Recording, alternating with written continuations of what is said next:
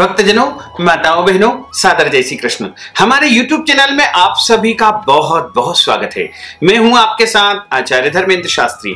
आज हम आपको बताने जा रहे हैं कि अधिक मास की जो पद्मिनी एकादशी है उसका व्रत यदि आप कर रहे हैं तो व्रत का पारणा आपको कब करना है तथा पारणा करने की सही विधि क्या रहेगी, साथ ही किस वस्तु को खा करके आपको पारणा करना चाहिए। ये संपूर्ण विधि विधान पारणा से संबंधित इस वीडियो में हम आपको बताएंगे। प्रत्येक वर्ष में 24 एकादशी आती है, लेकिन जिस वर्ष अधिक मास आएगा उस वर्ष 26 एकादशी आएगी। इस बार आश्विन माह में अधिक मास है, एक महीना अधिक आया है। इसे पुरुषोत्तम मास, मल मास भी कहा जाता है तथा इस माह में शुक्ल पक्ष में आने वाली एकादशी को पद्मिनी एकादशी, पुरुषोत्तमी एकादशी या कमला एकादशी के नाम से जाना जाता है। आज यानी 27 सितंबर को पद्मिनी एकादशी का महान व्रत है और इस व्रत को सभी को करना चाहिए। जो मनुष्य इस एकादशी का व्रत करता है उसे संपूर्ण 12 महीनों की एकादशियों का फल प्राप्त हो जाता है, क्योंकि अधिक मास में जो एकादशी आती है वह महान पुण्यों को देने वाली है। भगवान कृष्ण ने इसके बारे में बताया है कि यदि सृष्टि के निर्माता ब्रह्मा जी इस एकादशी की प्रशंसा करें तो वो भी थक जाएंगे, लेकिन उसकी प्रशंसा नहीं कर पाएंगे, क्योंकि यह महान एकादशी है और इस एकादशी का व्रत करने से मनुष्य के जन्म जन्मांतर के पाप, दोष, पीड़ाएं, कष्ट समाप्त हो जाते हैं तथा उसके जीवन की समस्त अभिलाषाएं, मनोकामनाएं तुरंत ही पूरी हो जाती है। भगवान लक्ष्मी नारायण की कृपा उसके जीवन पर सदैव बनी रहती है। तो एकादशी का जो व्रत करता है उसके जीवन में कभी भी कोई कष्ट और संकट नहीं आता है। इस बार एकादशी तिथि का प्रारंभ 26 सितंबर की शाम को 7 बजे से हुआ है, जो कि 27 सितंबर को शाम को 7:46 पर एकादशी तिथि समाप्त हो जाएगी। और इस एकादशी का व्रत यदि आपने किया है तो आपको रात्रि का जागरण भी करना चाहिए, क्योंकि रात्रि जागरण करने का भी बहुत अधिक महत्व माना गया है। ऐसा माना जाता है कि 4 प्रहर रात्रि जागरण के लिए बताए हैं। यदि आप 1 प्रहर भी जागते हैं या 2 प्रहर जागते हैं या 3 प्रहर जागते हैं या 4 प्रहर जाग करके भगवान का भजन करते हैं, स्मरण करते हैं, कीर्तन करते हैं, तो निश्चय ही आपको प्रभु की कृपा प्राप्त होगी तथा आपके जीवन में सभी प्रकार की सुख सुविधाएं, संपन्नताएं, वैभव, सुख, शांति, समृद्धि का वास होगा। और उसके बाद अगले दिन यानी द्वादशी तिथि के दिन प्रातः काल व्रत का पारणा करना चाहिए। पारणा का अर्थ होता है व्रत का जो है सही विधि से व्रत को खोलने की विधि को पारणा कहा गया है। यदि आप सही विधि से व्रत को खोलेंगे तभी आपको व्रत का अति उत्तम फल प्राप्त हो पाएगा। और यदि आप निर्जला व्रत करते हैं तो भी आपको सही विधि से व्रत का पारणा करना चाहिए। यदि आप फलाहार करके या फिर अन्य जो है फलाहारी वस्तु खा करके व्रत करते हैं तो भी आपको सही विधि से सही समय पर पारणा करना चाहिए, तभी आपको व्रत का संपूर्ण फल प्राप्त हो पाएगा। तो यदि आपने एकादशी का व्रत किया है तो आपको सही समय पर सही विधि से पारणा करना चाहिए, क्योंकि पारणा करने का बहुत अधिक महत्व माना गया है। पारणा के विषय में एक छोटी सी कथा आती है जो हम आपको बता दें, उसके बाद हम आपको पारणा की विधि तथा पारणा का सही समय और कौन सी वस्तु खाकर के पारणा करना है ये सब कुछ बताएंगे। इस कथा के माध्यम से आपको पता चलेगा कि पारणा करने का क्या जो है शुभ परिणाम प्राप्त होता है। एक समय की बात है, राजा अम्बरीश ने एकादशी का व्रत किया था। पूरी निष्ठा, पूरी श्रद्धा के साथ में उन्होंने एकादशी व्रत का पालन किया तथा द्वादशी के दिन वो पारणा करने की तैयारी कर रहे थे, लेकिन एकाएक अतिथि के रूप में उनके भवन में, उनके राजमहल में महर्षि दुर्वासा का आगमन हुआ। महर्षि दुर्वासा को आते देख करके वो खड़े हो गए और उनकी वंदना की, उनको नतमस्तक होकर के प्रणाम किया तथा उनको एक जो है सम्मानित आसन पर बैठाया गया। उनसे निवेदन किया कि हे ऋषिवर, आप मेरे महल में पधारे हैं, मेरे ऊपर आज आपने बड़ी कृपा की है। आपसे मैं निवेदन करता हूं कि आप भोजन आदि ग्रहण कर लीजिए। तो महर्षि दुर्वासा ने कहा कि अभी हमने स्नान आदि कर्म नहीं किए हैं, हम सरयू नदी पर जाकर के सबसे पहले स्नान आदि नित्य कर्म संपन्न करेंगे, उसके बाद ही भोजन आदि सामग्री ग्रहण करेंगे। तो राजा अम्बरीश ने उन्हें प्रणाम करके कहा कि जो आज्ञा ऋषिवर। उसके बाद महर्षि दुर्वासा अपने शिष्यों के सहित सरयू नदी पर स्नान करने के लिए चले गए। वहां स्नान कर रहे थे, एकाएक इधर अम्बरीश ने विचार किया कि द्वादशी तिथि समाप्त होने वाली है और द्वादशी तिथि समाप्त होने के पहले पहले मुझे व्रत का पारणा करना है। अतः एकादशी व्रत का पारणा यदि सही समय पर किया जाएगा तो ही मुझे संपूर्ण फल प्राप्त होगा। चूंकि वह व्रत का पारणा करने जा रहे थे, लेकिन एकाएक उनको विचार आता है कि मेरे भवन में आज अतिथि के रूप में स्वयं महर्षि दुर्वासा पधारे हैं। ऐसी स्थिति में मैं उनको भोजन कराए बिना कैसे व्रत का पारणा कर सकता हूं। तब उन्होंने अपने आचार्यों को, अपने पुरोहितों को बुला करके उनसे निवेदन किया कि आज हमारे भवन में, हमारे महल में महर्षि दुर्वासा का आगमन हुआ है। क्योंकि उन्होंने अभी तक भोजन नहीं ग्रहण किया है और बिना अतिथि को भोजन करवाए मैं भोजन कैसे कर सकता हूं, मैं व्रत का पारणा कैसे कर सकता हूं। लेकिन यदि मैं सही समय पर व्रत का पारणा नहीं करूंगा तो मेरा व्रत खंडित माना जाएगा। तो आप मुझे आज्ञा दीजिए कि मेरा व्रत का पारणा भी सही विधि से हो जाए और मेरे यहाँ जो अतिथि स्वरूप महर्षि दुर्वासा पधारे हैं उनका भी मैं यथोचित आतिथ्य और सत्कार कर सकूं।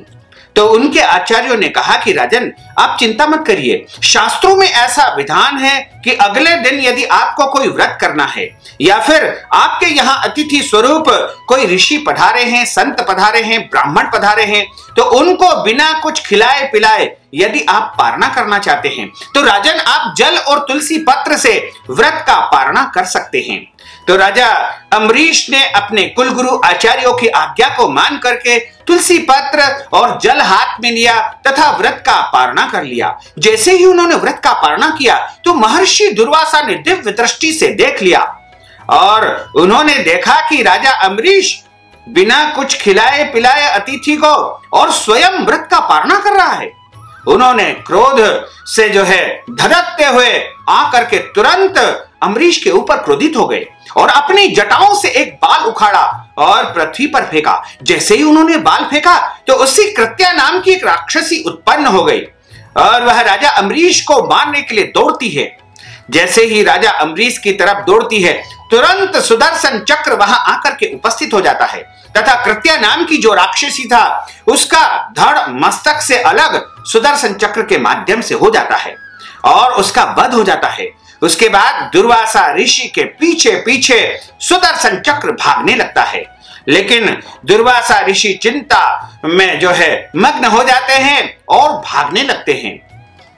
भागते भागते दुर्वासा ऋषि सबसे पहले भगवान शंकर जी के पास पहुंचते हैं और शंकर जी से बचाने की प्रार्थना करते हैं, लेकिन शंकर जी मना कर देते हैं। उसके बाद ब्रह्मा जी के समीप दुर्वासा ऋषि पहुंचते हैं और ब्रह्मा जी भी मना कर देते हैं। उसके पश्चात महर्षि दुर्वासा दौड़े दौड़े भगवान नारायण के पास वैकुंठ धाम में पहुंच जाते हैं। भगवान नारायण भी उन्हें कहते हैं कि मैं तो भक्त के अधीन हूं, भक्त जैसा चाहेगा वैसा मैं करूंगा। यदि आप अपनी रक्षा चाहते हैं तो आपको जो है राजा अम्बरीश के पास जाना चाहिए और वही आपकी रक्षा कर पाएंगे। तो दुर्वासा ऋषि दौड़े दौड़े जो है राजा अम्बरीश के पास आते हैं और उसके बाद अम्बरीश तुरंत सुदर्शन चक्र से निवेदन करते हैं और कहते हैं कि आज मेरे घर अतिथि के रूप में महर्षि दुर्वासा पधारे हैं, इनकी आप रक्षा कीजिए, पाहि माम प्रभो। इस प्रकार निवेदन करते पर सुदर्शन चक्र का प्रकोप शांत हो जाता है और पुनः सुदर्शन चक्र वहां से वैकुंठ की तरफ प्रस्थान कर जाते हैं। क्योंकि महर्षि दुर्वासा स्वयं भोलेनाथ के अंश के रूप में अवतरित हुए थे, साथ ही पुरुषोत्तम माह जो कि इस समय चल रहा है और पुरुषोत्तम माह का पूरा पूरा पुण्य महर्षि दुर्वासा के साथ उपस्थित था और इसी पुरुषोत्तम महा के पुण्य प्रताप से तथा अम्बरीश की प्रार्थना के द्वारा ही महर्षि दुर्वासा की रक्षा हुई। उसके बाद राजा अम्बरीश ने महर्षि दुर्वासा के चरणों में गिर करके उनसे प्रार्थना की कि हे ऋषिवर, आज मेरे कारण आपको कष्ट उठाना पड़ा, मुझे क्षमा कर दीजिए। और उसके बाद क्षमा उनसे मांगने के बाद उनको एक सम्मानित आसन पर बैठाया गया तथा उनको आतिथ्य विधि पूर्वक किया गया और उनको ससम्मान भोजन वहां से ग्रहण करवाया गया। उसके बाद महर्षि दुर्वासा पुनः अपने आश्रम को चले जाते हैं। तो इस प्रकार महर्षि दुर्वासा ने जो है पुरुषोत्तम मास की कृपा से ही अपनी रक्षा की थी और राजा अम्बरीश ने एकादशी व्रत का सही समय पर सही विधि से पारणा करके उत्तम फल को प्राप्त किया था। तो यदि आपने एकादशी का व्रत किया है या आप प्रत्येक एकादशी का व्रत करते हैं तो आपको पारणा भी सही विधि पर और सही समय पर ही करना चाहिए, क्योंकि सूर्योदय जैसे ही होता है उसके बाद पारणा करने का विधान है। तो यदि आप एकादशी का व्रत का सही समय पर पारणा करना चाहते हैं तो आपको 28 सितंबर 2020 सोमवार के दिन सुबह 6:32 से लेकर के प्रातः 9:32 के बीच में पारणा करना चाहिए। पारणा करने के लिए सबसे पहले आपको जल्दी उठना है, ब्रह्म मुहूर्त में स्नान करना है, उसके बाद अपने घर के देवी देवताओं का पूजन अर्चन करना है तथा सूर्य भगवान को जल अर्पित करना है तथा तुलसी जी का पूजन करके तुलसी जी के पास दीपक लगाना है। उसके बाद एक आसन कुशा का या कंबल का बिछा करके भगवान के सामने आपको बैठ जाना है और बैठ करके अपने सामने जो है दान करने वाली सामग्री आपको रखना चाहिए। दान सामग्री जैसे सीधा सामान, आटा, दाल, चावल, जो कि भोजन बनाने की कच्ची सामग्री होती है, उसका दान करना चाहिए। या सामग्री का दान आप नहीं कर सकते हैं तो इसके निमित्त द्रव्य राशि, दान राशि, दक्षिणा राशि आपको सामने रखना चाहिए। क्योंकि इस पारणा करने के पहले ब्राह्मण को जो है अन्न दान करना चाहिए, वस्त्र दान करना चाहिए, फल दान करना चाहिए, या संभव हो तो गौ दान भी आप कर सकते हैं। और उसके बाद पारणा करने के लिए आपको हाथ को इस मुद्रा में रखना चाहिए और हाथ में जल रखना है और उसमें आपको एक तुलसी पत्र रखना है तथा सुपारी और कुछ पैसे भी आपको रखना है तथा आपको 3 बार विष्णु विष्णु का उच्चारण करना चाहिए। और उसके बाद आप कहिएगा कि मेरा नाम यह है, मेरा गोत्र यह है, मैंने आश्विन माह के शुक्ल पक्ष की पद्मिनी एकादशी, कमला एकादशी और पुरुषोत्तमी एकादशी का व्रत का पूरी निष्ठा से पालन किया है। हे प्रभु, मेरे द्वारा इस व्रत के दौरान किसी भी प्रकार की कोई गलती हो गई हो तो उसे आप क्षमा कर देना तथा मेरे जीवन की समस्त मनोकामनाओं को पूर्ण करना और हमारे घर में सभी सुखी रहे, स्वस्थ रहे, प्रसन्न रहे और हमें धर्म, अर्थ और अंत समय में मोक्ष की प्राप्ति हो। इस प्रकार आप संकल्प करके कहे कि आज मैं व्रत का पारणा करने जा रही हूं या पारणा करने जा रहा हूं। इस प्रकार आप पूरे संकल्प को जो है, संकल्प का अर्थ होता है शपथ ग्रहण करना, भगवान के सामने अर्पण करके हाथ जोड़ करके उनसे प्रार्थना करिएगा, हे प्रभु क्षम्यताम क्षम्यताम क्षम्यताम।